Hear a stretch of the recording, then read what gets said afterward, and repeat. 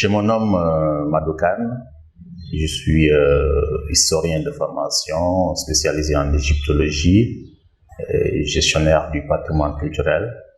Je suis consultant formateur en tourisme et culture et enseignant dans le supérieur, notamment à l'université de Thiès, Iba Der Thiam, et à l'Institut supérieur d'enseignement professionnel ISEP de Thiès, où j'interviens au niveau du département TICA, tourisme, industrie culturelle, artisanat d'art. Je trouve que l'initiative de créer le RACT, le réseau africain des professionnels du tourisme, est une excellente idée qui vient à son heure, période Covid, bien entendu, mais aussi au moment où il faut procéder à un renouveau du tourisme africain en permettant aux acteurs, donc aux professionnels, de mieux s'impliquer dans l'activité touristique.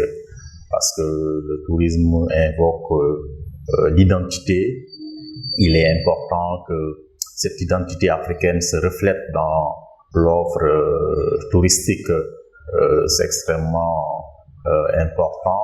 Et il faudra aussi que les produits répondent aux besoins des Africains d'abord, parce qu'on a toujours pensé que l'offre touristique était destinée à une clientèle étrangère, occidentale.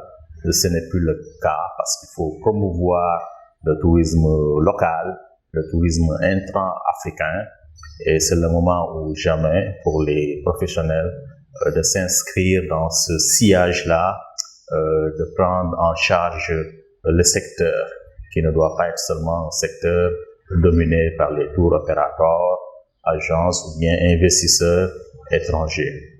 Et cela nécessite un travail en réseau. Il faut que les Sénégalais puissent travailler avec les Ivoiriens, les Maliens puissent travailler avec les Gabonais, ainsi de suite, qu'il y ait une mobilité touristique à l'échelle continentale et que le produit soit adapté en termes de contenu. Donc, toutes les dimensions culturelles, économiques doivent être conformes à la clientèle africaine et que les tarifs puissent être accessibles au plus grand nombre. Voilà, je pense que c'est une alternative parce que on sait que le tourisme international a été très impacté par cette activité et ça permettra à nos compagnies nationales, en tout cas qui opèrent au niveau du continent, d'avoir des activités plus pérennes au niveau de l'espace qu'ils contrôlent.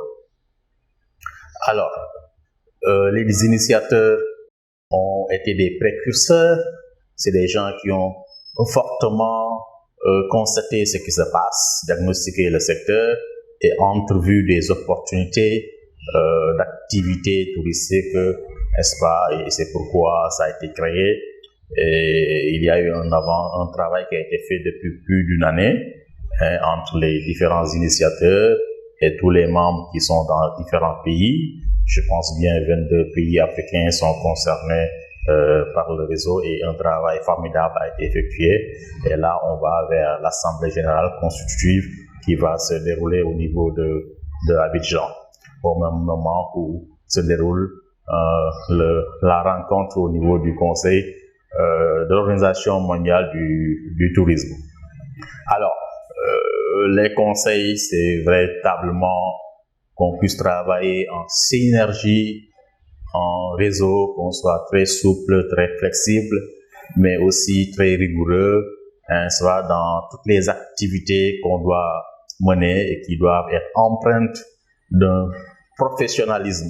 Et je suis sûr qu'avec l'appui de nos États, des institutions d'encadrement, des institutions sous-régionales et africaines et même mondiales, le réseau va faire son envol et participer véritablement au renouveau du tourisme africain et à des productions de qualité au profit de tout le monde, en impulsant un développement local, donc durable, qui sera générateur de beaucoup d'emplois, de revenus, mais aussi d'activités, surtout pour les secteurs connexes au tourisme.